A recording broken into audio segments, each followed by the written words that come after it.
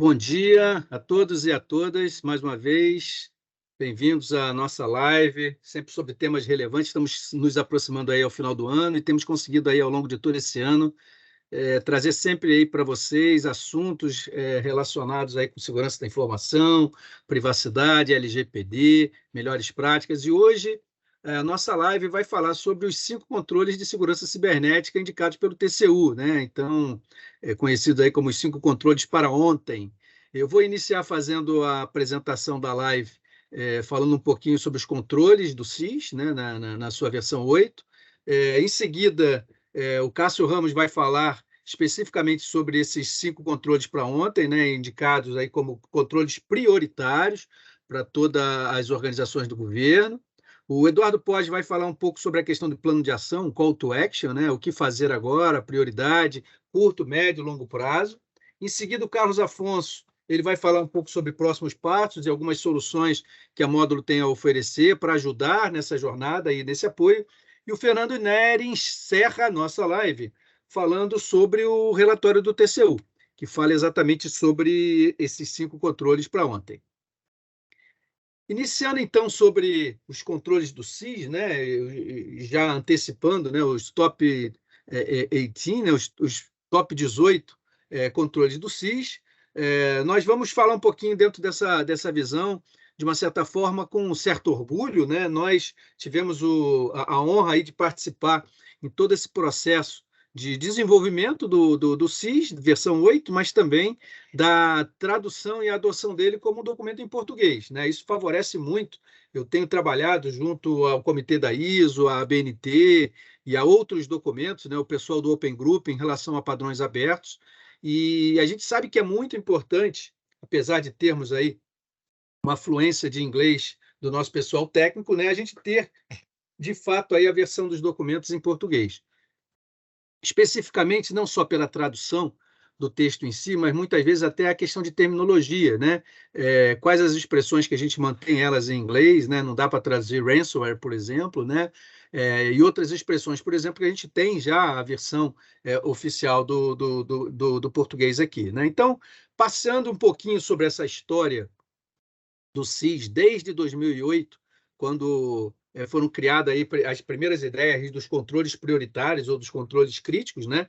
E essa versão ela vem evoluindo, versão 1, 2, 3, 4, 5, até que na versão 7 ficou bastante conhecido os Top 20, que eram os 20 controles críticos do SIS, e nessa versão 8, lançada dia 18 de maio do ano passado, esses 20 controles foram reduzidos para 18 controles, né? Então, é uma visão bastante atualizada, né? Inclusive, nessa revisão, nós tivemos a possibilidade, a oportunidade de participar junto à comunidade mundial do SIS, né? Que são vários especialistas do mundo inteiro, e esses controles foram atualizados exatamente levando em consideração a nossa realidade dos principais ataques, da realidade na época da pandemia, né?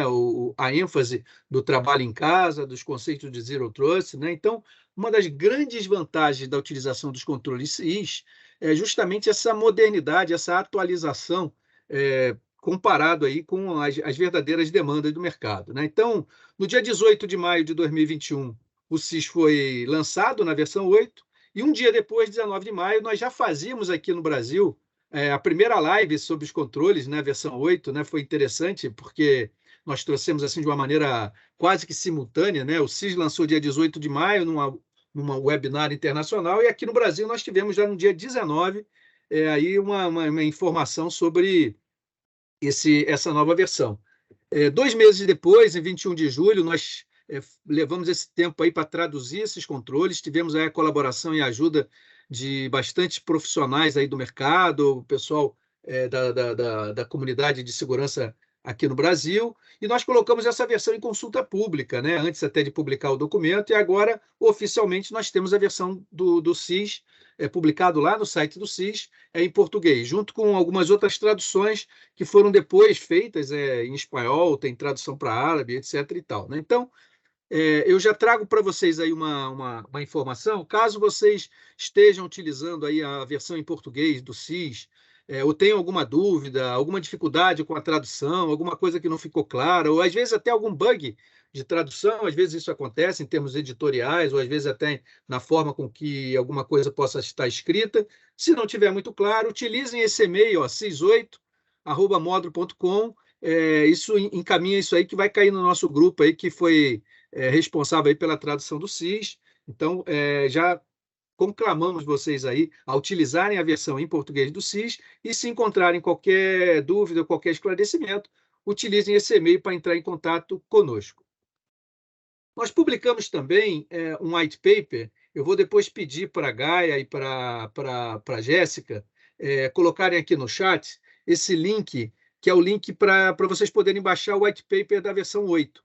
Nós fizemos um resumo dos principais controles, né? O Cássio Ramos vai explicar logo em seguida um apanhado geral aí dos 18 controles, mas é importante a gente reforçar, né, que esse modelo dos controles críticos do CIS não é apenas mais um checklist, uma lista de controles, subcontroles ou medidas de segurança disponível aí que você consegue acessar pela internet. Não.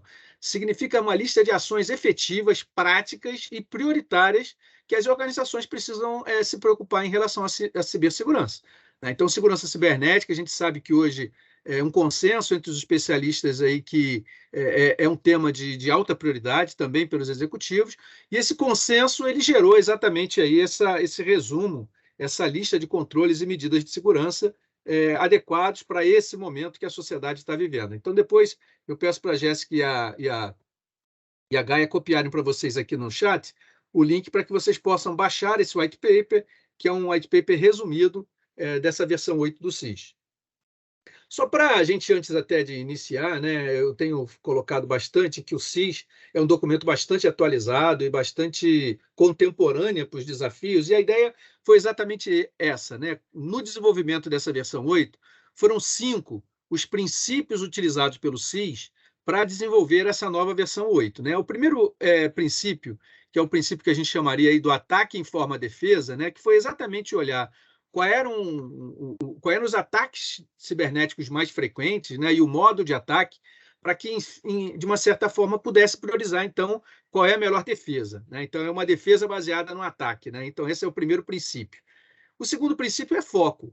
Né? Então, assim, é muito possível que você possa fazer um monte de coisas em termos de ações de segurança. Mas o que é que, de fato, é prioritário? Né? Então, o CIS procura ir ali no ponto nevrálgico. Ali, né? Então, colocar realmente aqueles controles que são os mais prioritários para impedir esses ataques. Né? Muito mais do que o nice to have, é bom ter, não, nada disso.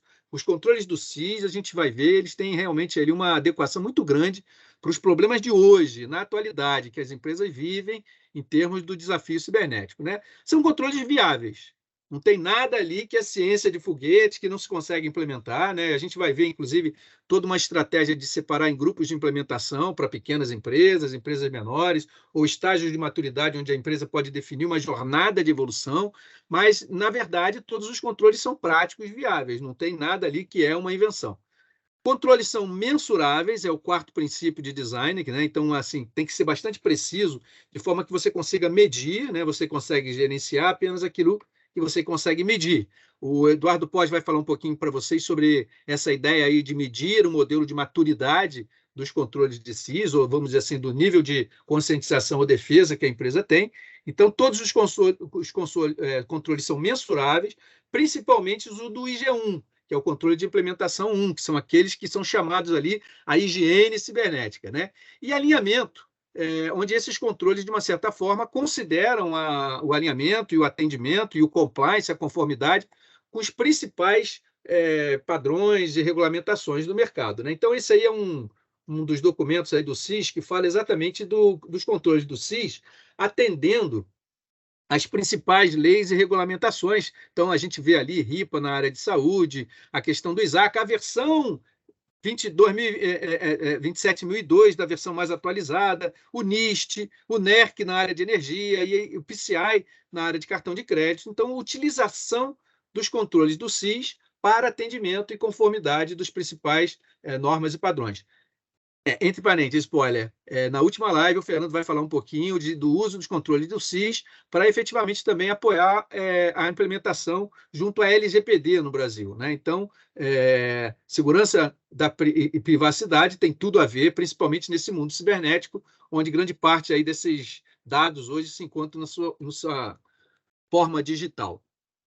Em resumo, esses são os 18 controles do SIS, né? Começando ali desde o inventário de hardware, número 1, o inventário de software, número 2, passando por proteção de dados, que vai até o controle número 18, que é o controle de teste de invasão, o penetration, teste de penetração, né? Então, esses controles, eles, de uma certa forma, eles são ordenados numa ordem de prioridade. Então, supostamente, você primeiro deveria fazer o número 1, depois o número 2, depois o número 3, até o nível 18, e a gente vai ver que utiliza-se também, na verdade, uma estratégia de que alguns controles do 1 são mais prioritários do que alguns outros controles do próprio 1. Então, essa é a ideia dos grupos de implementação. Vou dar um spoiler, né, que logo em seguida o Cássio Ramos ele vai focar naqueles 5 controles, que é tema, então, da nossa live de hoje, que são os controles eleitos aí pelo TCU como os controles prioritários do prioritários, né? Então, aquilo que tem que ser feito para ontem, né? Então, eu já destaco aí que esses são o controle número 1 e 2, inventário de hardware e software, respectivamente. O controle número 7, que é a gestão contínua de vulnerabilidades. O controle número 14, né, o elo mais fraco da corrente, que são as pessoas, então investimento nessa conscientização, formação das pessoas, e o controle 17, que é o controle de gestão de resposta a incidentes. No caso de acontecer um problema, como que as empresas precisam reagir. Então, por exemplo, no cenário de ransomware, num cenário de vazamento, esse controle 17 tem tudo a ver com ele, criar aí esses nossos planos de resposta, plano de gestão de continuidade, plano de respostas a incidentes. Falando um pouco sobre os grupos de implementação, né, eu citei ali o grupo 1, que é o grupo da higiene cibernética, o grupo 2 e o grupo 3, que são aqueles controles totais, né, quando chega no nível 3, e eles são acumulativos. Então, por exemplo, no caso do IG1, se você vê todos os controles que são eleitos ali como sendo os controles de higiene cibernético, dos 153, dos 18, né, controles, que por sua vez geram 153 safeguards, ou medidas de segurança, foi assim que nós traduzimos aqui no Brasil, 56 são, então, do grupo de implementação 1. Depois, para o grupo de implementação 2, você soma mais 74. Portanto, 56 mais 74, 130, se não estou enganado, são os controles para o nível de IG2, implementação 2. E o grupo de implementação 3 soma-se, então, a esses 130 mais 23, totalizando aí os 153 controles finais. Alerta de spoiler novamente. Daqueles 5 controles eleitos ali como os controles prioritários para ontem, selecionamos apenas, o TCU selecionou apenas os controles do grupo de implementação 1, totalizando, então, 20, que são as medidas de segurança para ontem. Portanto, 5 controles prioritários, e desses 5 controles prioritários, 20 são as medidas de segurança super prioritárias para ontem. Se você não fez esse seu trabalho de casa, você está devendo. Não é curto prazo, é prazo passado, já está atrasado, né? Então, foco, atenção, prioridade para essas 20 medidas de segurança que são básicas no mundo atual para proteger as organizações, né? Então, aqui está um exemplo da versão do documento traduzido, né? O controle número 1, que está na lista dos 5 controles prioritários, que é o inventário e controle de hardware, dos ativos corporativos. E se nós olharmos ao todo, são 5 medidas de segurança desse controle número 1, sendo que dessas 5, 2 medidas são classificadas do grupo de implementação 1, portanto, foram selecionadas pelo TCU. Logo em seguida, mais 2, totalizando 4.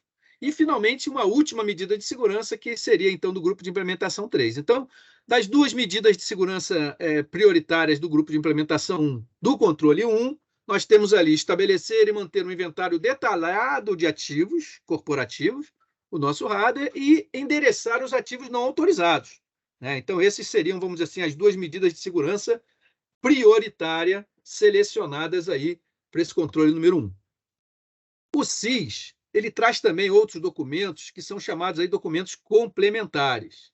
O primeiro desses documentos que eu já chamaria a atenção para vocês, principalmente agora que nós tivemos recentemente o lançamento da nova 27002, versão 2022 desse ano, né? A versão anterior era de 2013. O SIS, na versão 8, já contém um mapeamento de um cruzamento entre os 153 controles do SIS e os 83 controles da versão da 27002, né? Então, esse mapeamento ele é um documento específico do SIS, uma planilha, onde você consegue ter exatamente esse cruzamento dos controles do SIS com os controles da 27002. Outro documento importante para o pessoal que trabalha, de alguma forma, com a indústria de cartão de crédito, é esse mesmo mapeamento da versão 8 do SIS com o PCI DSS, que é o padrão mundial aí de proteção de cartão de crédito. Esse é mesmo as empresas que não trabalham com cartão de crédito, esse é um padrão muito maduro de proteção, principalmente aí considerando aí a questão de dados que não podem vazar, né? Então tem uma certa analogia que nós poderíamos fazer com a LGPD em relação a dados pessoais, né? Sendo que nesse caso aqui os dados são mais do que pessoais, são dados específicos financeiros aí, de número de cartão de crédito e outras informações que o PCI tem orientações bem precisas e práticas de como guardar esses dados.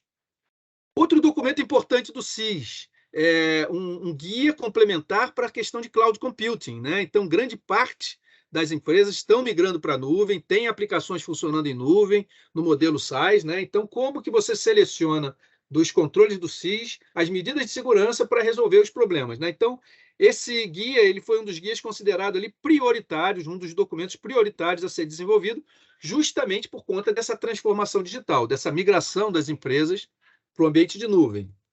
O CISRAM, que é o Risk Assessment Método, né, que o Eduardo Pós vai falar um pouquinho para vocês sobre o CISRAM, né, que é um modelo de avaliação de riscos, né, utilizado junto com os controles SIS, versão 8, para que você possa, dessa lista de controles e medidas de segurança, baseado nessa sua avaliação de risco, chegar à conclusão do que é aquilo que precisa ser prioritário. Lembrando, alerta de spoiler, que o TCU já fez isso de uma forma genérica, vamos dizer assim, na medida que ele selecionou desses 18 controles e 153 medidas, quais são os 5 controles mais prioritários e desses 5 controles, quais são as 20 medidas de segurança para ontem, urgentes, né?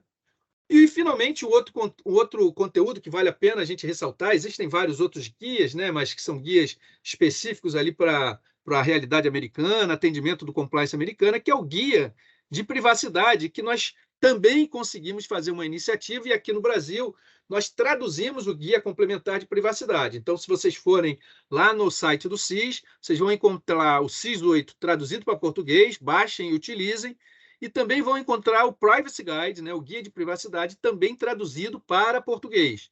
É oficial no site do SIS, e, de novo, de uma certa forma, o pessoal aí envolvido aí com LGPD, com proteção de privacidade, pode utilizar o guia de privacidade para entender as implicações de privacidade na implementação dos controles de segurança cibernética. Então, se você é um profissional de segurança, se você está implementando os controles do SIS, quais as preocupações que você precisa ter em relação à privacidade quando estiver utilizando aqueles controles. E aí, já que hoje eu estou aqui antecipando assim, várias questões específicas, nós acabamos de enviar para o SIS, por esses dias eles devem estar publicando no site oficial do SIS, um anexo do guia de privacidade específico para nós aqui no Brasil, para atendimento da LGPD.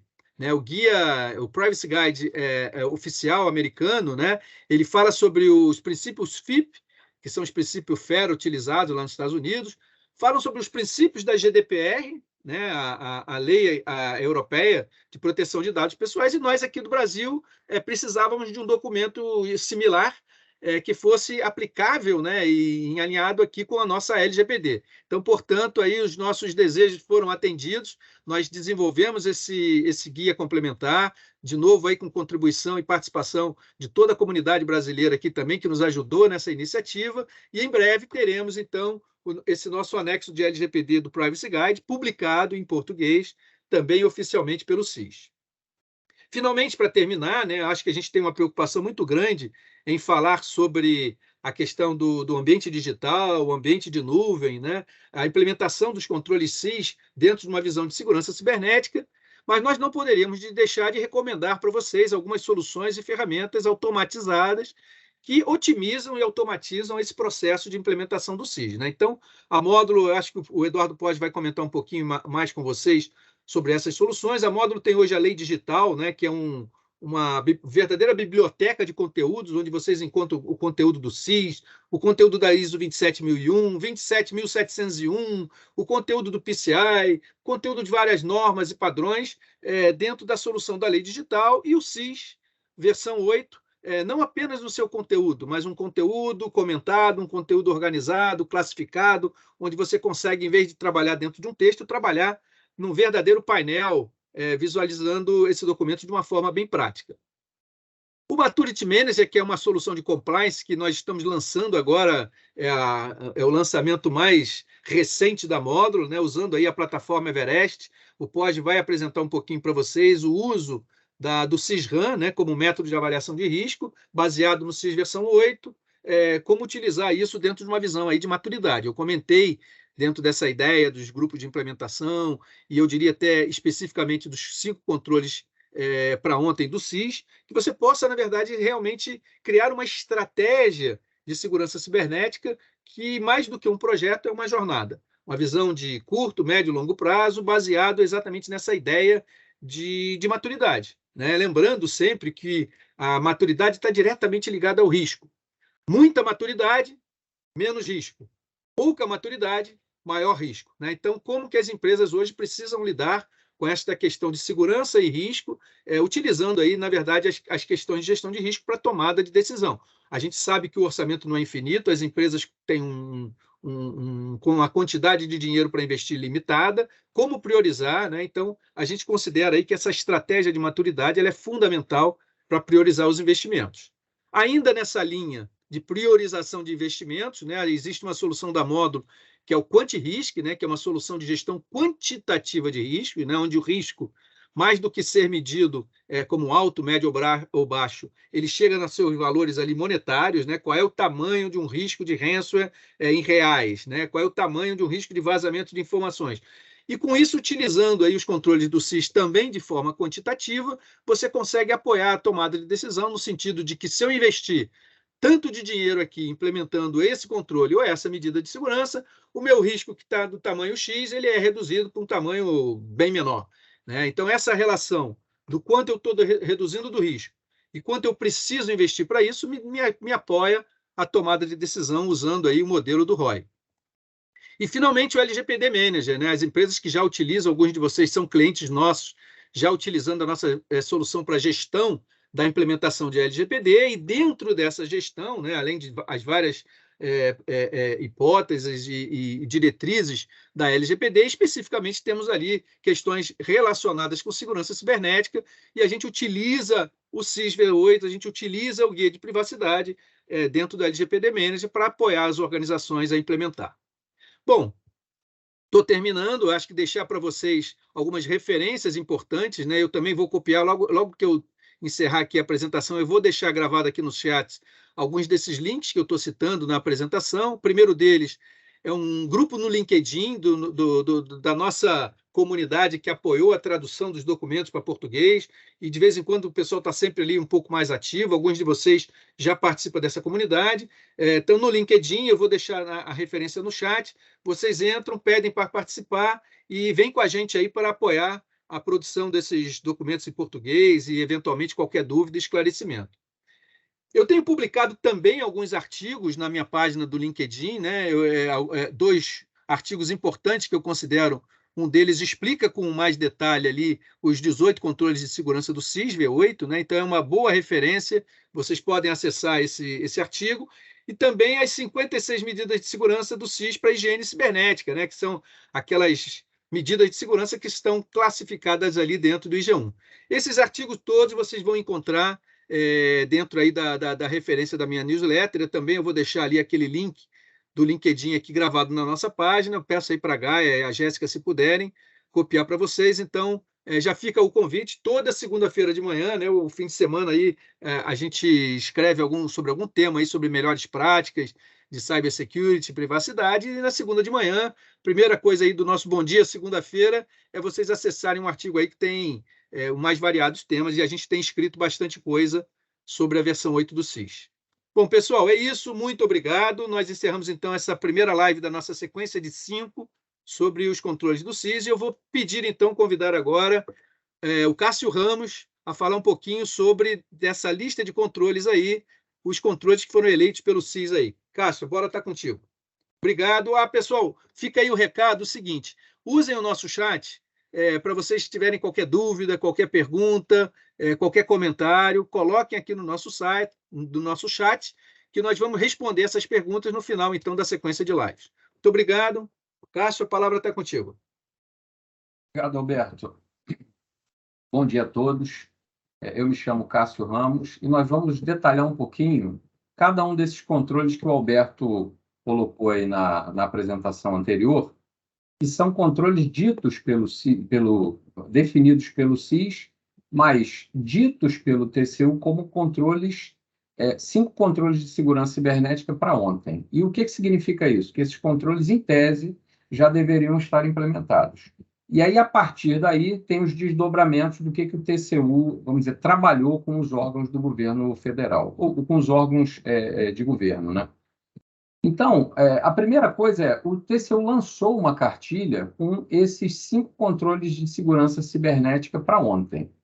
Eles são, primeiro, inventário e controle de hardware, dos ativos corporativos, o inventário e controle do software que está nesse hardware, a gestão de vulnerabilidades contínua, a conscientização de segurança e a gestão de resposta a incidentes. Se a gente observar isso aqui, esses 5 controles, é importante que a gente entenda que todos esses controles eles têm como objetivo fazer uma gestão contínua. Uma gestão contínua do inventário de hardware, do hardware existente, uma gestão contínua do software. O que significa gestão contínua de hardware e de software? O hardware tem que estar definido, padronizado, e aquilo que não está definido e padronizado tem que ser tratado de forma contínua. E a gente com uma visão global. A mesma coisa aqui é na gestão contínua de vulnerabilidades. Não são análises de vulnerabilidades. É uma gestão das vulnerabilidades, que começa com um inventário de ativos, de software, depois uma análise de vulnerabilidade, a avaliação de quais dessas vulnerabilidades têm ou não que ser tratadas e o tratamento. E aí o ciclo se repete. Ou seja, é contínuo. Conscientização sobre segurança e treinamento. Também a mesma coisa. Conscientização contínua, com geração de indicadores, envolvimento da empresa, por exemplo, liderado pelo RH. E gestão de resposta a incidentes. Um canal que recebe esses incidentes. É óbvio que os usuários, por exemplo, aqui no controle 14, eles precisam ser conscientizados sobre o que é um incidente, e as ferramentas também enviam esses incidentes, e esses incidentes precisam ser priorizados e tratados. De forma que todos esses controles precisam estar gerenciados. O que o TCU fez? O TCU aplicou uma pesquisa em 377 organizações públicas federais e o modelo, autoavaliação. Então, foi feita uma autoavaliação. Obviamente, a gente sabe que uma autoavaliação pode conter critérios diferentes entre instituições. Então, o resultado pode ter algum nível de miopia, alguma organização entende que está mais madura num determinado controle e a outra entende que está menos, mas, de qualquer forma, nós temos um resultado aqui. E aí, observem que essa avaliação, essa autoavaliação de maturidade, depois de consolidada, ela tem esses níveis aqui, que é o inexpressivo, o inicial, o intermediário e o aprimorado. Então, quando a gente vê aqui, 89 das 377 organizações se autoavaliaram como maturidade inexpressiva. Depois vem a grande maioria, né, que foram 202 organizações, se autoavaliaram como maturidade inicial. A maturidade inicial, a média é até mais ou menos 50, de 0 a 100. Então, a maturidade é, de fato, muito baixa nos órgãos federais, públicos federais. O 2, que é intermediário, foram 70 organizações. E 16 organizações se autoavaliaram como de um nível de maturidade aprimorado.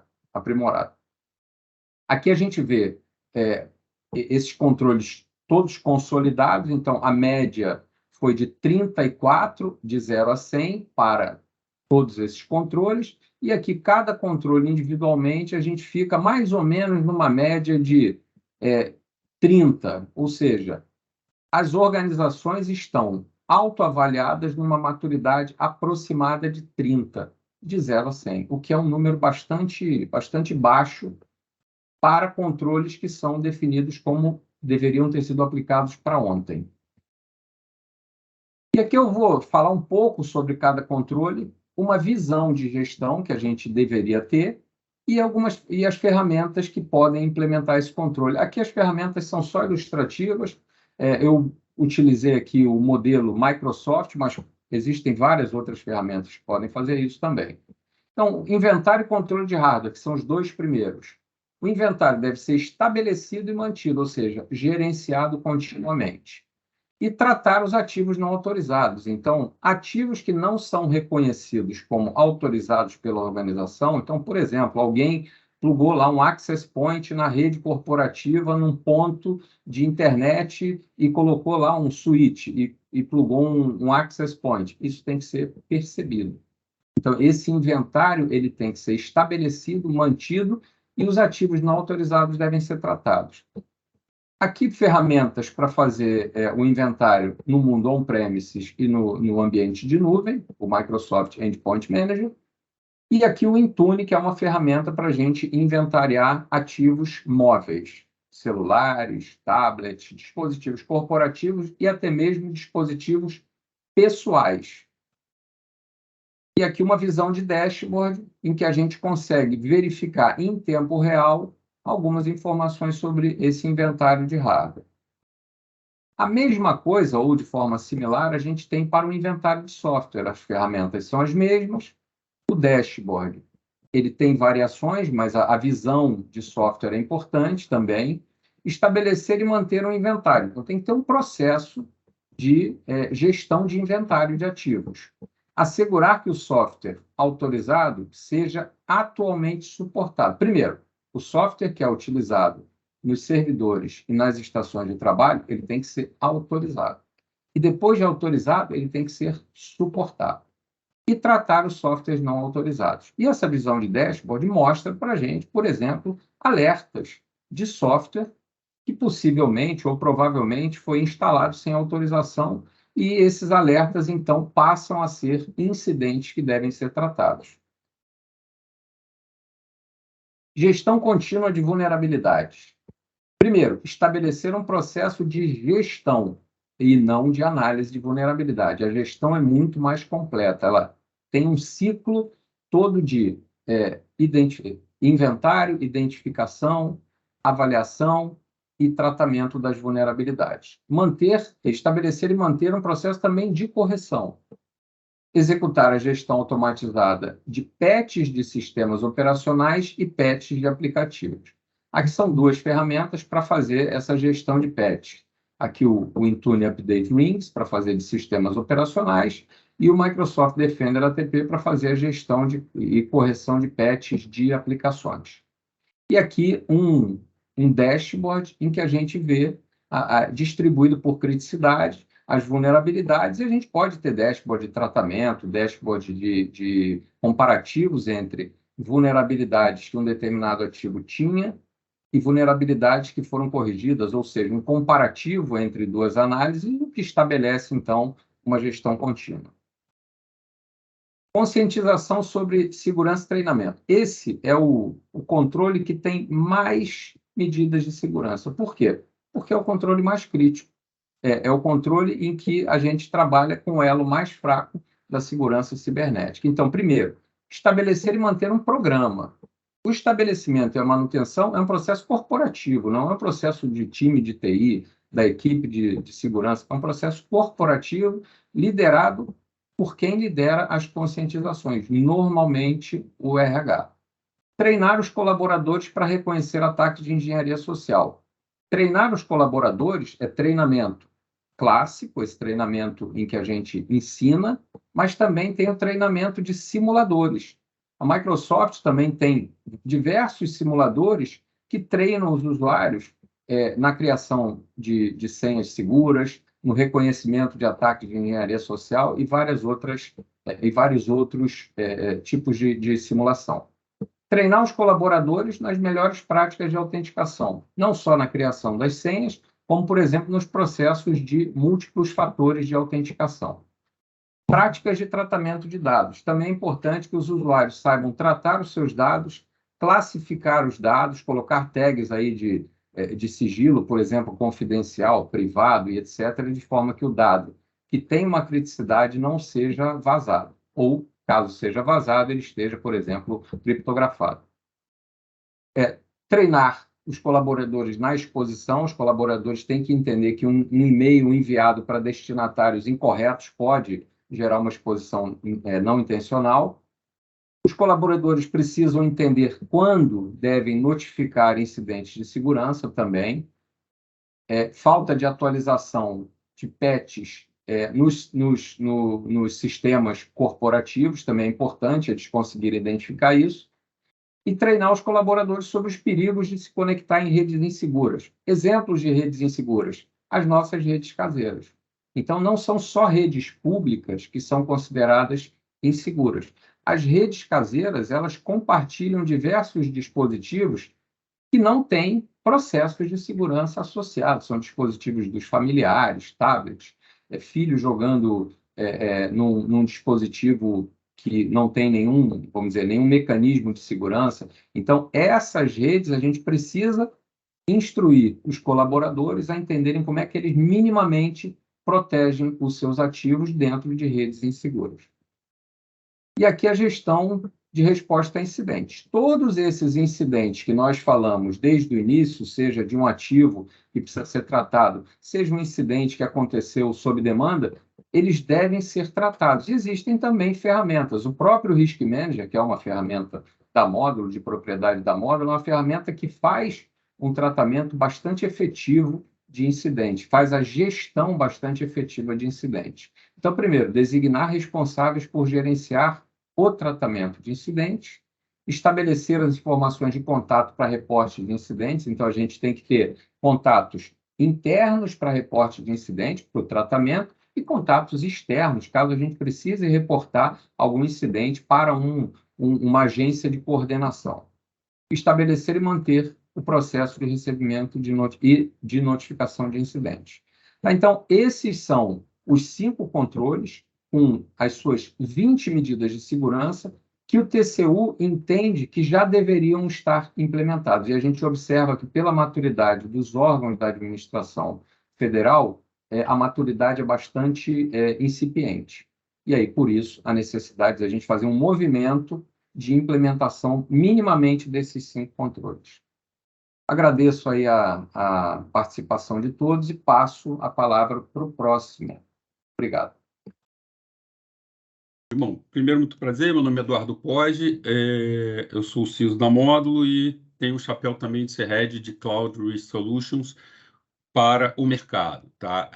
A gente vai falar um pouquinho hoje da importância do plano de ação, né, para a gestão de maturidade dos 5 controles do CIS. E eu sempre gosto de começar a apresentação falando um pouquinho dos desafios, né? Quais seriam os principais, vamos dizer assim, desafios para o plano de ação? Quem reduz efetivamente o risco, no seu entendimento? A avaliação dos riscos cibernéticos ou um plano de ação? Avaliação de maturidade ou o plano de ação em si? Isso é muito importante, porque às vezes a gente faz várias avaliações de maturidade e não aumenta essa maturidade em seguida. Então, isso é muito importante a gente ter esse entendimento, tá? Então, primeiro de tudo, eu resgatei aqui uma lista. Eu acho que quem é da antiga aí, vocês podem ver que isso aí é lá do ano 2000, né? Se vocês observarem aqui, é lá da Módulo do ano 2000, né? Então, esse aqui é um ciclo que mostra que o risco da segurança cibernética, ou segurança da informação à época, ele é aumentado por diversos fatores, mas o único fator que reduz é a medida de segurança. E eu fiz uma atualização, vamos chamar assim, né, desse elemento, né, atualizado para 2022, que a gente agora rebatiza isso como sendo os riscos cibernéticos são aumentados pela quantidade de ameaças, pela quantidade de exposição ou de vulnerabilidades e pelo valor desses ativos, e cada vez mais os ativos tecnológicos ganham de valor, porque agora toda a empresa começa a gerar resultado a partir de utilização da internet como um peso, tá? Gerando os impactos potenciais, e os riscos cibernéticos, eles afetam os objetivos de segurança da informação ou requisitos, que são confidencialidade, integridade e disponibilidade e a privacidade incorporada, porque uma vez afetada, ela gera impactos potenciais que seriam os riscos de multas e ações regulatórias. E só são atendidos por controles. Que controles são esses? São os controles do CIS, os controles que foram estudados por um órgão que tem 18 controles que reduzem os riscos das principais ameaças e vulnerabilidades que estão presentes dentro do ambiente cibernético. E, com isso, a gente traz o que eu chamo dessa gangorra da gestão de riscos, que é o quê? Que é a mentalidade de risco, a aplicação da mentalidade de risco dentro do seu ambiente, da sua ação, da sua empresa. Ou seja, por um lado eu tenho os riscos, por outro lado eu tenho os controles. Então, que controles eu tenho que ter e que maturidades são necessárias que esses controles tenham para que eu possa reduzir esses riscos cibernéticos em um nível aceitável. Então, eu tenho que fazer essa maturidade, tenho que fazer essa avaliação de maturidade. Como é que isso é feito?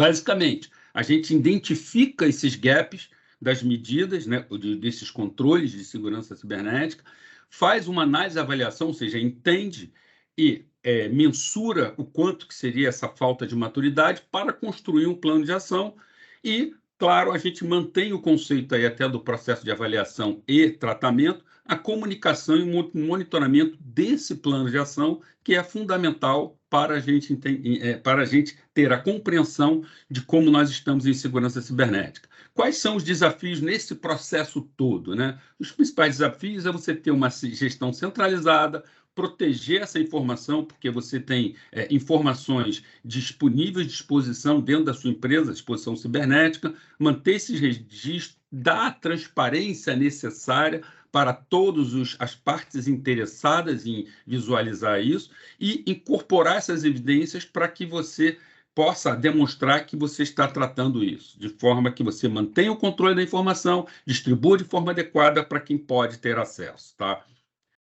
Que recursos a gente usa numa solução dessa? A gente usa os recursos da Módulo, tá? Que são os nossos especialistas, que são encabeçados aí pelo Cássio Ramos, que é o nosso diretor de serviços, tá? E de segurança cibernética, todos eles certificados. A gente tem a parte de gestão do cliente, que são as pessoas responsáveis pelos processos de gestão que estão implantando os controles do CIS dentro da sua empresa. E uma solução de gestão automatizada de controles, que vai verificar que esses controles do CIS, aí é só um resumo claro de quais são os controles do CIS que são verificados nesse processo. Vocês podem ver que na linha nós temos os controles que são do IG1 e nas colunas, melhor dizendo, e nas linhas vocês têm a participação do NIST Cybersecurity Framework, cada uma das funções do Cybersecurity Framework. Então, isso é avaliado dentro de uma ferramenta, de uma aplicação que a gente disponibiliza no mercado, uma ferramenta SaaS, com toda a segurança, integrado com o seu modelo de diretório, com autenticação integrada, onde nós temos diversos documentos de referência, como a gente pode ver aqui do lado esquerdo, aqui, diversos documentos de referência, que são utilizados em diversas análises, produzindo relatórios de maturidade e permite também a construção de um plano de ação para que você visualize o quê? Todos os indicadores, todos os níveis de maturidade dentro da sua organização, não só dos 5 controles do TCU, mas todos os controles que estão definidos no framework que você vai utilizar. No caso aqui, o CIS V8. Tá, então, o processo ele começa a partir de uma análise de CIS-RAM, ou seja, você cria uma análise nova, define quem é o responsável, define todos os processos de um projeto de análise, e a partir dali você escolhe os seus controles do CIS, que você vai analisar. Veja que a ferramenta ela traz, inclusive, detalhamento dos controles, informação integrada, tá? que você pode utilizar durante o processo de investigação de maturidade de cada um. E aqui o nosso questionário, ele aplica o conceito do CISRAM, ou seja, cada um dos aspectos, seja de se o controle está formalizado, se ele é reportado, se ele é automatizado, tá? Eles fazem uma avaliação e, a partir dessas respostas, um nível de maturidade é identificado, né? Vocês já sabem o nível de maturidade. Tudo isso acontecendo não só para a visão atual, como esperado. Então, você não precisa estar com tudo implementado, porque a ideia é que você não seja o gabarito 100%. Importante é que você chegue a um ponto futuro desejado que garanta a sua, vamos dizer assim, a sua aceitabilidade daquele risco ou o seu apetite de risco. Então, quanto mais maduro o seu controle, menor risco, mas nem todo mundo precisa ter risco zero, porque não existe risco zero, tá? Então, uma vez isso feito, você pode criar um plano de ação esse que é integrado dentro do sistema, e esse plano de ação você define quem é o responsável, qual é o tópico que você vai tocar, porque o CISRAM tem 4 tópicos, que é política, implementação, automatização e reporte. Então, você define cada uma dessas ações de cada tópico desse, e uma vez você estabelecido, você pode monitorar a execução dessa ação, se está no prazo, se venceu, se não venceu, produzindo relatórios de maturidade que permitem que você, até, visto que está atrasado, faça os ajustes com as descrições, com os detalhes, e isso permite que você faça um monitoramento de toda a implantação, que eu acho que é esse o fundamento, ou seja, você só vai reduzir o seu risco se você aumentar a maturidade, e aumentando a maturidade, como isso é feito? Essa maturidade é aumentada através da melhoria ou aumento de aspectos relacionados a cada um desses controles. Com isso, a gente pode produzir, que é incorporado na ferramenta, relatórios automatizados, e esses relatórios eles são configuráveis e são relatórios que permitem você pegar parte das informações e agrupar nesse relatório. Aqui é um exemplo prático, eu tenho diversas partes aqui do relatório, com detalhamento dos controles, mostrando aí a versatilidade e a facilidade com que a gente possa gerar os relatórios. Aqui, no caso, é uma maturidade atual e esperada ou futura da empresa como um todo, e você pode fazer isso detalhadamente para cada um dos controles, tá? A vantagem de ter uma ferramenta é que você não precisa ficar exclusivo para os controles do CIS, né? do CIS V8. A ferramenta permite que outros métodos e outros frameworks possam ser incorporados, permitindo, por exemplo, você incorporar os controles adicionais para a privacidade, que foi liberado agora recentemente pelo Ministério da Economia, permitindo que você expanda a sua avaliação com o uso de frameworks que são relacionados ou frameworks de gestão que são de interesse de cada empresa dentro do sistema. Ok?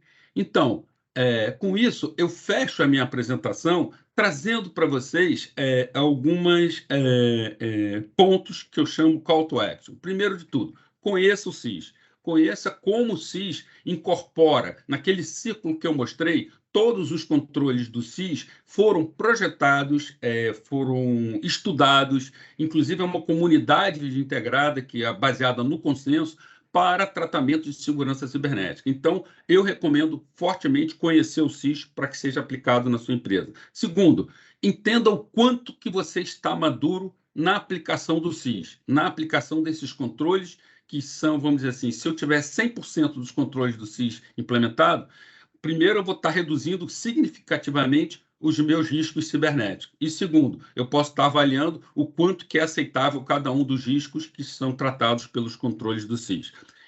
3, defina as ações, porque ao implementar as ações, você efetivamente reduz o risco cibernético na sua empresa e monitore a execução dessas ações com base nesse modelo de transparência e monitoramento que a gente está trazendo aqui. E comunique isso às partes interessadas da empresa e repita essa avaliação periodicamente. Com isso, você garante a transparência, a perenidade e a construção de um sistema de gestão de maturidade da sua segurança cibernética a contento, com base num dos principais modelos, que é o CIS. Tá? Com isso, eu passo agora para o próximo, que eu acho que é o Fernando, né, Fernando? Eu acho que é o Carlos Afonso. Não, é basicamente um recado rápido, né? Eu sou responsável aí pela área comercial da Módulo, então, falando do ponto de vista comercial, como é que a gente conseguiria atender a vocês, né? Falando um pouquinho antes das credenciais da Módulo, a gente é uma empresa que já tem 37 anos no mercado, né? E a gente já fez muito nesse mercado de segurança, talvez até podamos assumir que somos pioneiros, né, no assunto de segurança no Brasil como um todo. Temos certificação 27001, a empresa, 27701. A execução nossa é toda automatizada, então tudo isso que o POG e o Cássio comentaram sobre atendimento dos controles que o TCU está exigindo, é feito com software, ou seja, é feito de uma maneira que a gente consiga ter uma qualidade aumentada, bons relatórios, e com isso a gente consegue ter um bom padrão de qualidade e executar de forma rápida. Temos uma equipe experiente e certificada, né? Então, várias certificações da nossa equipe, e a própria Módulo, né? É membro do CIS, do APP, do Open Group, né? Para que a gente consiga ter essas fontes de conhecimento e organizar o nosso software e treinar a nossa equipe. De uma maneira geral, tá? A gente tem esse serviço formatado para que vocês consigam fazer até uma contratação direta, porque está dentro do limite de compra direta para poder fazer esse tipo de trabalho. Mas mais importante do que isso, acho que vocês vão conseguir ter uma execução rápida, tá? Vão conseguir ter um alinhamento até da visão cibernética com a LGPD, organiza o atendimento do TCU, fica com o plano de ação, sabendo como organizar a partir de um bom diagnóstico, através do plano de ação desse diagnóstico, para que vocês consigam fazer atendimento, tá? Então, e até facilita, né, fazer essa comunicação com o relatório que a gente gera, né, para que toda a organização fique ciente do desafio. Então, isso aí de maneira geral. Caso vocês precisem, tá, ou queiram consultar o nosso atendimento comercial, como é que seria, né, para poder fazer o atendimento desse controle TCU, tem aqui o e-mail da nossa área comercial, tá? E também temos aí, se vocês preferirem, tá, a foto aí do QR Code para que a gente possa promover o atendimento comercial, tá? De uma maneira geral, é isso. Agradeço aí a presença de vocês. Espero que a gente consiga ter explicado, né, como é que faz o atendimento a esse normativo do TCU. E passa a palavra aí agora para o próximo, que acho que é o Fernando Nery, para poder fazer o encerramento do evento. Obrigado, Cássio. Nada. Bom dia a todos. A nossa ideia, né? Eu vou falar um pouquinho sobre o relatório do TCU em si. O que ocorre, né? O modelo moderno de supervisão, né? Nós temos aí não existe uma lei específica de segurança cibernética. Existem várias regulamentações, né? Ou seja, você tem agências reguladoras como o próprio TCU, o Banco Central, a Anatel, a CVM, que têm orientações específicas de segurança cibernética, mas na LGPD nós temos uma lei. Então, essa lei talvez seja a lei de maior abrangência que tem no Brasil, né? Quem está acostumado a atuar com regulamentações, com obrigações, com exigência de atendimento à conformidade, pode ter atuado com o Sarbanes-Oxley, que é uma lei focada em controles contábeis e que se aplicam a empresas que tenham capital operando nos Estados Unidos, principalmente as empresas estrangeiras e as empresas brasileiras que têm ADR nos Estados Unidos, mas também influenciou o mercado de capitais brasileiro, né? Então, a Sarbanes-Oxley é muito focada. Se a empresa não tem capital aberto, a Sarbanes-Oxley não se aplica diretamente a ela. Nós também tivemos aí casos, né, como a regulamentação do Banco Central de gestão de riscos, de segurança cibernética, que se aplicam a instituições financeiras. E aí vai, né, todo esse conjunto de regras e regulamentações para o atendimento. Então, do ponto de vista do Tribunal de Contas da União, ele soltou este documento, né, que são controles para ontem, ou seja, ele já coloca, né, as organizações as quais ele regula, né, que são organizações ligadas à estrutura federal, como devedores desses controles de segurança cibernética. E a nossa ideia foi exatamente, como o Pós falou, preparar uma forma de nós apoiarmos essas organizações. Então, o Cássio mostrou, né, que existem, né, um conjunto de medidas de segurança, 20 medidas de segurança. Essas medidas de segurança estão organizadas, no caso do SIS, né, em 18 controles, e desses 18 controles, 5 controles foram selecionados pelo Tribunal de Contas.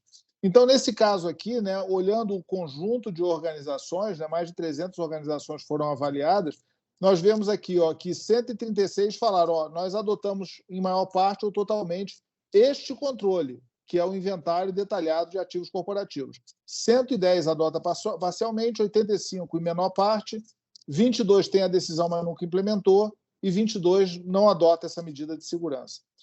Tem um ponto, né, que, como esse foi usado um modelo de control self-assessment, não necessariamente, né, ou seja, se nós fizermos uma avaliação mais aprofundada, a tendência é que a gente migre um pouco aqui mais do verde para o vermelho, o roxo, o amarelo.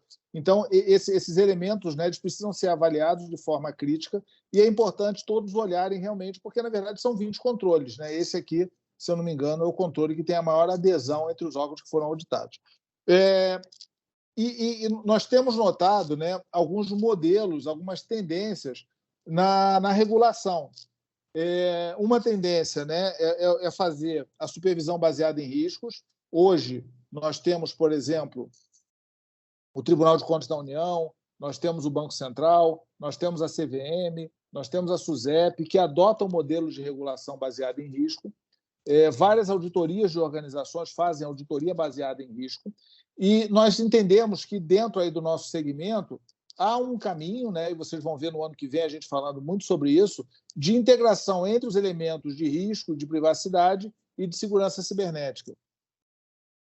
E os próprios reguladores estão apontando para isso. Ou seja, se você pegar o Banco Central ele tem elementos, né, e inclusive ele usa o CISRAM como uma forma de você avaliar o risco em cybersecurity. E existem resoluções do Banco Central definindo que o risco cibernético ele é um risco operacional, né, para as instituições financeiras. Então, essa é uma tendência muito forte. Obviamente, né, ou seja, uma coisa é você ter o regulador como alguém que está cobrando de você, outra coisa é o regulador que vai ser alguém que vai estar te ajudando a definir os processos, te ajudando também a você conseguir melhores resultados e até mesmo recursos junto à alta gestão, porque o regulador está exigindo aquilo. Ou seja, o regulador ele não quer pegar um conjunto de itens e te prejudicar, ou seja, ele quer evitar o risco sistêmico. Então, com isso aí, né, a intenção, ou seja, olhando aí mais de 300 organizações que foram auditadas no TCU nesse trabalho, o objetivo realmente é reduzir o risco sistêmico, é fazer com que cada vez você tenha um risco global menor. Então, olha só, essa aqui são palavras do TCU, tá tirado do próprio documento. De forma a contribuir para a melhoria da preocupante situação, ou seja, o Tribunal de Contas já considera como preocupante. O TCU fez várias recomendações a diversas organizações, né, ao CNJ, à Secretaria de Governo Federal, né, ao Sistema de Administração dos Recursos de TI do Governo Federal e assim por diante, a Câmara dos Deputados e assim vai, a adoção de medidas para fomentar uma rápida e gradativa implementação. Nota que o TCU não fala que isso vai resolver o problema de segurança. Você vai fazer um conjunto, uma ação gradual para a melhoria da sua segurança. E ele fortalece o conceito do SIS. Então, o POD colocou lá como uma recomendação você conhecer o SIS. É essencial, tá? Quem cuida de segurança cibernética dentro de uma organização, principalmente, né, alinhada com o governo federal. O que é importante o governo federal e os órgãos federais, os tribunais federais, o próprio Congresso Nacional e as empresas mistas, né, as estatais, adotarem o SIS. Por quê? O Tribunal de Contas da União ele tem o SIS em português que o Alberto mostrou, ele está lá no site do Tribunal de Contas da União. O Tribunal de Contas da União audita pelo SIS. A Secretaria de Governo Digital já divulgou alguns documentos, né, de controle de segurança cibernética focados no SIS. O Banco Central usa o SIS. O Centro de Defesa Cibernética do Exército utiliza o SIS. Então, existe um caminho que é recente, tá? Não é uma coisa de muito tempo, de se utilizar o SIS como uma referência, e ele é muito bom para te ajudar. Então, ele é assim, uma boa prática lá na LGPD, no artigo 50, é falado sobre boas práticas, e o SIS é uma dessas boas práticas. Então, nota, aqui dentro desse parágrafo aqui, o que precisa ser feito, nota que o TCU já diz que ele recomendou, já diz que ele considera preocupante e já diz que essa é uma forma de você chegar à segurança cibernética. Então, não tem muita opção, né? Ou seja, é uma adesão tanto para atender o regulador, como também para melhorar a sua segurança cibernética, também como criar um canal de comunicação com a alta gestão. Ou seja, você fala, mas eu não tenho como convencer a alta gestão. Está aqui, ó, o Tribunal de Contas está ajudando você a isso.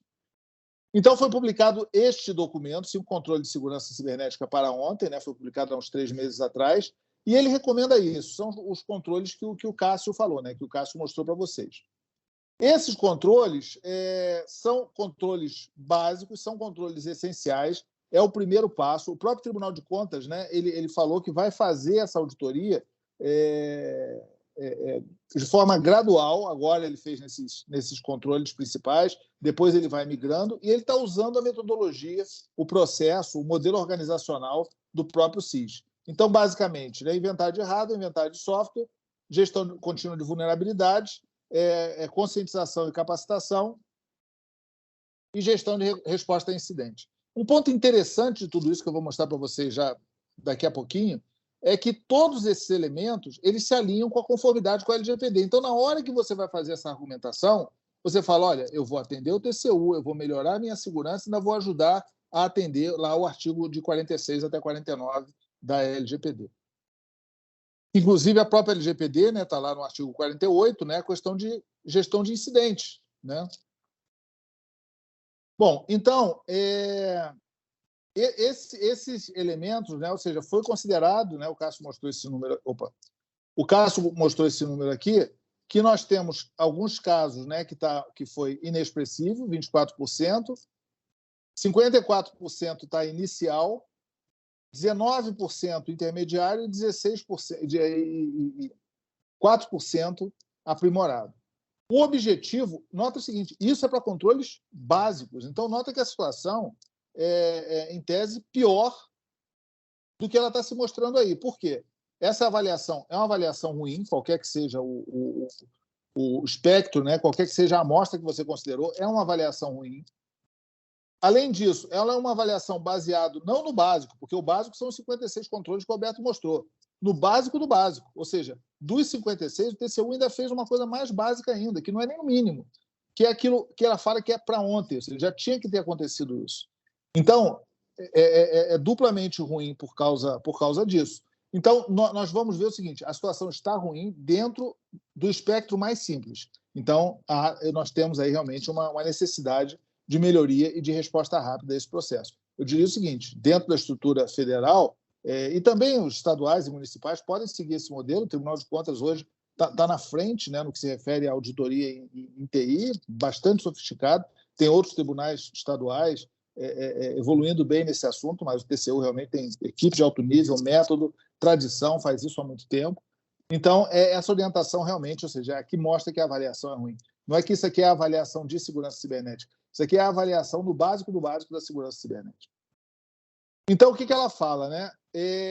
Ela considera, além de considerar preocupante lá no início, aqui no final, ela fala que a situação é de alto risco, ou seja, classifica que as organizações públicas federais estão com alto risco, que, inclusive, isso aqui influencia, né, as iniciativas de governo digital, é o que ele fala, quando a gente fala em cidades inteligentes, por exemplo, você está fortemente influenciado negativamente por essa iniciativa.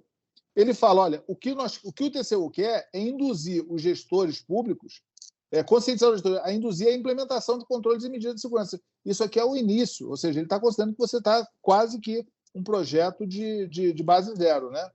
E que isso pode prejudicar não só o governo, como também o cidadão, e impactar no processo de transformação digital. Olha, isso aqui é a justificativa que você precisa para obter mais recursos em termos de segurança cibernética. Então, esse conceito, né? O SIS está na versão 8, começou lá na versão 1, a gente acompanha o SIS desde a versão 1, que não era nem o controle SIS, né? Os controles eram o controle SANS. Depois, ele se transformou, ele criou um modelo de avaliação de risco. Lembra que eu falei que a tendência é você casar gestão de riscos com proteção de dados e privacidade, com segurança da informação e cibernética? E aí o TCU juntou tudo isso aí dentro de um documento único. Então, olha, o SIS tem 156 controles. Dos 153, 56 são chamados IG1, Grupo de Implementação 1, que é a chamada cyberhigiene. O Privacy Guide ele tem 117 dos 153, ou seja, dos 153 de segurança cibernética, 117 se aplicam em privacidade. A parte higiênica, né, dele são 36 controles. O TCU reduziu mais ainda, ou seja, 20 controles são o que o TCU está solicitando. Nota que você precisa, para ter uma maturidade alta, chegar nos 153. Pode ter até algum que não é aplicável. E aí você tem 15 15 dos que o TCU selecionou, que são alinhados com privacidade. Isso aqui, ou seja, no final, essa última caixinha menorzinha, significa que isso aqui agrega no seu projeto de segurança cibernética. Então, essencialmente é isso. Nós estamos à disposição. Vou devolver para o Alberto aqui, que vai conduzir as perguntas. Muito obrigado a todos. Obrigado, Fernando. Na verdade, nós agora estamos já nos aproximando aí do final. Vocês fiquem à vontade de encaminhar pelo chat dúvidas, esclarecimentos, sugestões que vocês tenham. E eu vou até iniciar fazendo uma pergunta, iniciando aqui pelo Cássio, né, Cássio? Porque a gente vai filtrando, e aí dos 153 viraram 56, do grupo 1, dos 56 já viraram 20, selecionados pelo TCU. Mas se você fosse fazer assim o Pareto do Pareto do Pareto, né? Quais são aqueles 2 ou 3 que a empresa tem que estar ali, começar por eles e já focar? Alberto, eu gosto de começar pelo início, né? É o mais fácil. Eu escolheria os 3 primeiros. Ter um inventário de hardware. Sem inventário, se a gente não sabe o que tem, a gente não consegue proteger. Se a gente não sabe o que está instalado no que a gente tem, a gente não consegue proteger. E se a gente não tem uma gestão efetiva das vulnerabilidades desse software, do parque, a gente não consegue proteger. Então, se tivesse que fazer o mínimo do mínimo do mínimo, seriam os 2 controles de inventário e o controle de gestão contínua de vulnerabilidade. Mas eu gosto de reforçar sempre o seguinte: não é ter um inventário, é gerenciar o inventário. Não é ter uma análise de vulnerabilidades pontuais, é gerenciar as vulnerabilidades com um método de risco. Esse é o foco do que está definido nesses 3 controles do SIS. Obrigado, Cássio. O Poj, acho que também pegando um pouco numa carona nessa mesma linha, né? Quer dizer, você falou um pouquinho sobre essa questão de maturidade. O que é o básico, assim, principalmente considerando que a própria experiência interna da Módulo, né? Você é o responsável hoje pela nossa certificação ISO 27001, pela certificação ISO 27701. Então, um gestor de segurança da informação, ele sabe que esse processo de maturidade não é um projeto, é uma jornada, né? Então, dentro dessa jornada, o que é o básico ali, né? Dentro da visão de maturidade? Bom dia de novo a todos. O que eu acho que é o básico é você entender o seu grau de risco, porque como os controles atendem os riscos, você tem que saber quais são os seus riscos inaceitáveis e o mínimo necessário é o que está no IG1, claro, acho que todos concordam, mas é muito importante você também não esticar o IG1 até o extremo, ter a maturidade 55555, que é a maturidade limite. É importante você entender qual é o seu nível de risco para entender se você precisa aplicar os controles na sua extensão maior, ou seja, eu tenho que ter uma política, tem que ter uma automatização, tem que ter um reporte, tem que ter um monitoramento. Bom, esses pontos vão identificar a maturidade. Será que eu preciso para todos ter todos esses pontos definidos? Ou seja, eu preciso ter para todos uma automatização? Pode ser que o controle não precisa ser automatizado ao extremo. Pode ser que um controle não precise ser, vamos dizer assim, monitorado ao extremo. Então, você tem níveis que você pode reduzir em que pese que o IG1 são todos necessários, mas o que vai direcionar essa sua exigência de maturidade futura ou esperada, desejada, vai ser o nível de risco que você está querendo se proteger, ou seja, qual o seu risco aceitável. Então, eu acho sim que o IG1 é o mínimo aceitável, mas nem todos precisam ter todos os seus pontos, as suas dimensões ou as perspectivas no limite. Você pode ter um pouquinho menos do que no limite, ou seja, eu não preciso ter um monitoramento diário de um controle, eu posso ter um monitoramento semanal ou mensal, que reduz um pouco essa maturidade daquela medida dentro daquele controle. Essa é a minha opinião, que eu sugiro. Beleza, obrigado, Pode. Fernando, acho que vou aproveitar também essa carona, já que está na linha aí de tentar identificar o básico do básico, né? Se a gente pensar um pouquinho sobre a LGPD, que é um tema que a gente acabou nem explorando muito, mas que está conectado, né? Porque a segurança, de uma certa forma, também apoia essa questão dos dados pessoais, né? Isso está alinhado? Como é que você vê isso? Tem outras ações também importantes? Diferente do CIS, a LGPD é uma lei. Então, o mínimo do mínimo demanda uma avaliação de riscos para saber aonde você tem mais riscos. Uma organização, por exemplo, governamental, ela acaba compartilhando muitos dados pessoais do cidadão. Então, é necessário você avaliar, né, os agentes de tratamento, avaliar os sistemas, as formas, as cláusulas contratuais e assim por diante.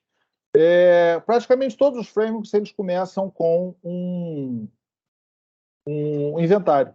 Então, se você olhar, o COBIT começa por inventário, o CIS começa por inventário, e a própria LGPD, ela também começa por inventário. Você saber quais são os sistemas, quais são as operações de tratamento de dados pessoais. Então, é curioso, né, que a gente mostra um framework, esse framework é muito complexo. Qual é o mínimo? O mínimo é o IG1. Então, de 153 baixa para 56. Mas o TCU fala, não, mas 56 eu acho que eu não vou conseguir fazer uma ação sistêmica. Vamos reduzir para 20. Aí ainda quer reduzir de 20 para menos ainda.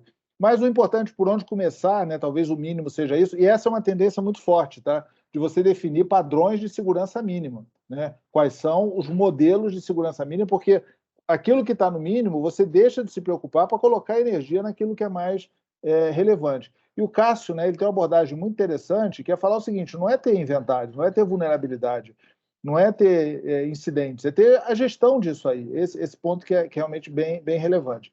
Então, um primeiro momento, ter um inventário é algo que é a base para que você possa dar saltos maiores mais rapidamente e tomar melhores decisões, inclusive na LGPD. Obrigado, Fernando. Carlos Afonso, não sei se você está aí com a gente, né? Mas acho que tem uma preocupação sempre, a gente consegue enxergar um projeto enorme, tamanho família, né? Para que as empresas façam tudo aquilo que elas precisam fazer, mas dentro dessa visão aí de um projeto rápido e que dê um quick win aí, resultados rápidos. É possível ter uma visão dessa, cara? Acho que sim, né? Porque a gente, como tem um software para executar, a nossa execução é toda automatizada. E a gente consegue fazer um diagnóstico e um plano de ação, né, conforme até o nosso pessoal já mostrou, em 3, 4 semanas, né, dependendo até do tamanho da organização, em 2 semanas. Então, acho que esse diagnóstico aí rápido faz com que eles consigam ter um resultado bem imediato e já consiga se planejar para poder fazer o atendimento de maneira com uma qualidade boa, né? Beleza. Cássio, nessa linha que o Fernando falou da gestão, né? A gente vê que muitas vezes o maior desafio não é fazer, né? A gente até já tem experiência de clientes aí que fazem a gestão de vulnerabilidade, né? Mas analisam, mas o foco está no tratar ali, né? Então, como é que resolve aí esse desafio da continuidade, né? De conseguir isso ser mais até um processo e não só fazer de uma vez? O primeiro ponto é estabelecer o processo, ou seja, vamos fazer uma gestão efetiva de inventário. Então, tem que ter um processo, esse processo tem que ser cíclico. E esse processo tem que estar visual, né? Ou seja, o inventário ele não pode estar escondido, ele tem que estar aparecendo nos dashboards.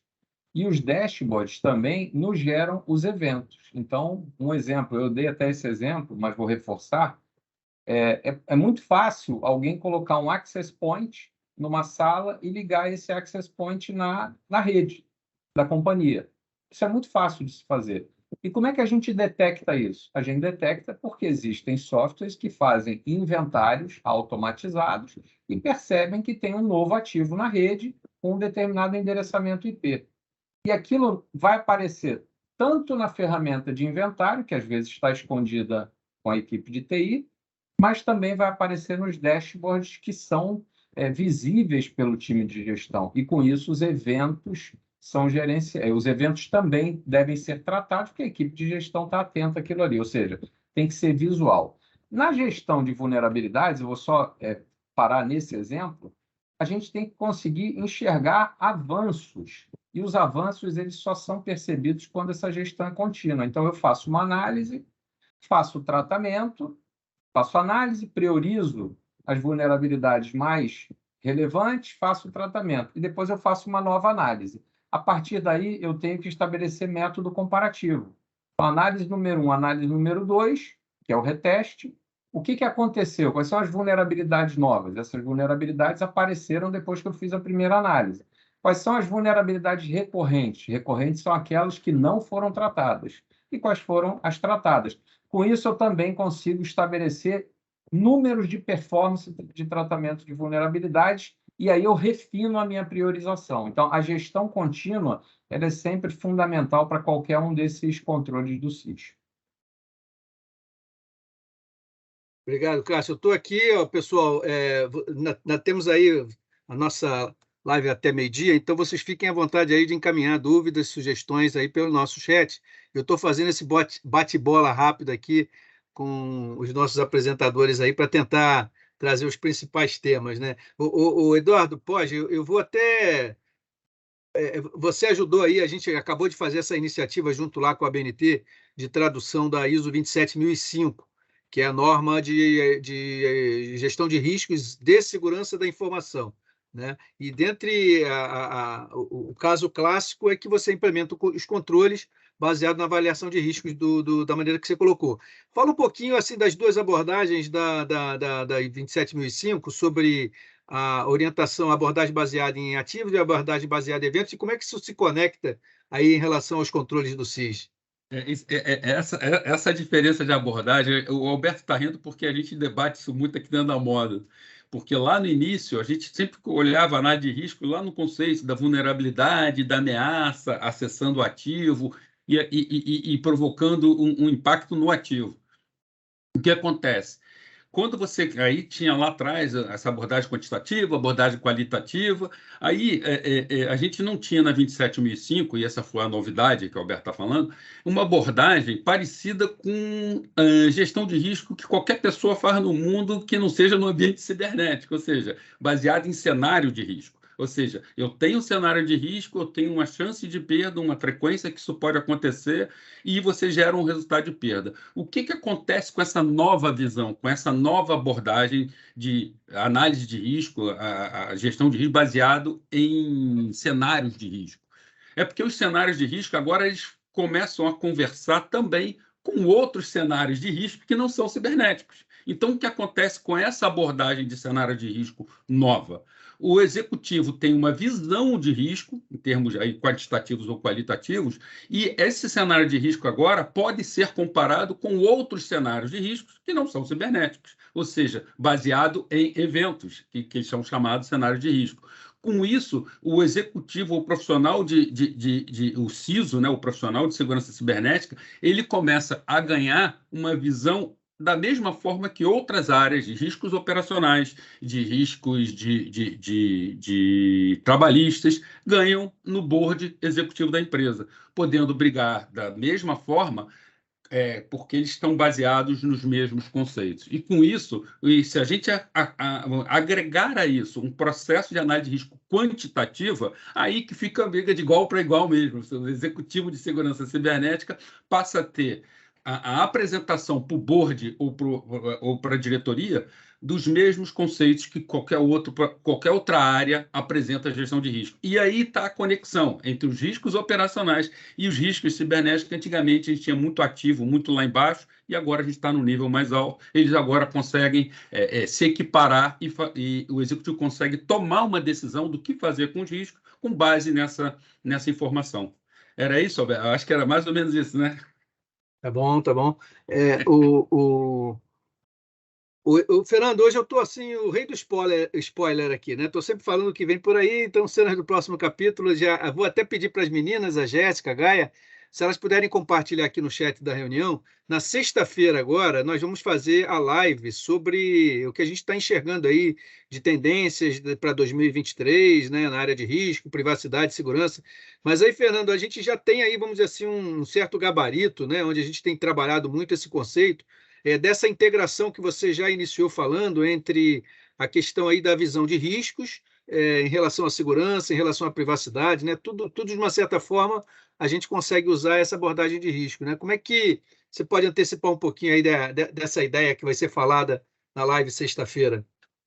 Eu entendo 2 pontos. O primeiro é a maior maturidade, né, do ambiente da LGPD, seja a maturidade das organizações como um todo, que vão influenciando outras, né? Então, por exemplo, se você é uma empresa, pode ser uma empresa de plano de saúde, e os seus clientes aumentam a maturidade em privacidade, eles vão cobrar mais de você. Então, acho que esse ponto de haver uma cobrança maior a partir do momento que o próprio ambiente, né, ele vai se sofisticando e subindo a maturidade, isso é um ponto. E influencia, obviamente, o próprio titular, que também vai cobrar mais. Para o ano que vem, nós temos aí a NPD, já foi aprovada a legislação que torna ela uma autarquia, então ela atua com maior independência. A proteção de dados já foi fortalecida a partir do momento que virou um direito fundamental constitucional. Já foi definida, né, a questão da quantificação, né, das sanções e das multas na LGPD. Então, esse também é um outro ponto que é realmente bem, bem importante. Então, no ano que vem, nós vamos ter um regulador mais forte, um regulador com mais ferramentas, um ambiente com maior maturidade, que, obviamente, vai subir, vai empurrar para cima a exigência da LGPD. Além disso, né, essa integração da privacidade, da proteção de dados com riscos e com segurança já está na lei. A lei ela fala sobre isso, que você precisa avaliar risco do titular, que você precisa avaliar o risco da organização, que você precisa fazer as ações proporcionais com o risco. Desculpa, pessoal, está um vento aqui, está entrando na frente fria aqui no Rio. Então, a gente também tem esse tipo de aspecto, né? Ou seja, da melhoria e do aumento de maturidade sistêmico, que leva a um processo orgânico de proteção de dados. Ou seja, vai chegar uma hora que tudo isso que a gente acha complexo hoje vai ser banal. E quando chegar essa hora, vão ter outras coisas que nós vamos achar que são complexas. Então, acho que a tendência realmente de aumento geral da maturidade força, né, um maior nível de exigência para todos, maior cobrança da população, maior cobrança dos titulares, maior cobrança dos agentes de tratamento, maior cobrança dos clientes, né, da sociedade civil. Então, acho que esse ponto realmente vai fortalecer bastante tanto a proteção de dados quanto a segurança cibernética. Eu acho que quando a gente for fazer assim, um evento Tendências para 2024, a gente vai ter um caminho, né, que eu acho que vai ter uma fusão de segurança cibernética com proteção de dados. Hoje nem dá, inclusive porque um dos atendimentos é baseado na lei, e você não tem framework suficiente, mas eu acho que 2024, 2025, nós vamos começar a juntar esses elementos todos e, na verdade, a proteção de dados e a privacidade, que não é um elemento tecnológico, é um elemento de direito fundamental, ele vai ser um dos elementos da segurança cibernética. Hoje não dá ainda, mas eu acho que no futuro vai ser assim. Fazendo o spoiler do spoiler, já que você falou do mínimo do mínimo. Obrigado, Fernando. A Jéssica já colocou aí para vocês aí um link para esse nosso evento da live de sexta-feira, né? Também já respondeu ao Franklin aqui, né? Essa nossa live, o evento foi gravado, né? E ele já vai ficar logo em seguida disponível no nosso canal YouTube, né? Jéssica também, se puder compartilhar aqui o link do nosso canal no YouTube, até porque eu já convido vocês, né? Que existem muitas lives, né? A gente fez live aí praticamente o ano inteiro, quase toda semana, pelo menos de 15 em 15 dias, sobre os mais variados temas ligados à segurança cibernética, ligado à privacidade, proteção de dados pessoais, LGPD, falamos de melhores práticas, abordagem jurídica, trouxemos convidados, tem lá depoimentos de cases, né, concretos, falamos sobre o PCI. Então, eu convido a vocês também a acessarem aí o nosso canal no YouTube. Essa live foi gravada. Quem não pôde assistir aqui, ou se depois quiser compartilhar ou assistir de novo com mais atenção algum ponto aqui, pode entrar em contato. A Jéssica compartilhou aí com vocês o link. fica aí os nossos agradecimentos. A gente está à disposição de vocês aí. Compartilhamos os links e até uma próxima live. Obrigado, pessoal. Bom dia a todos, bom trabalho. Obrigado, pessoal. Até a próxima. Tchau, pessoal. Obrigado. Tchau, tchau. Pessoal.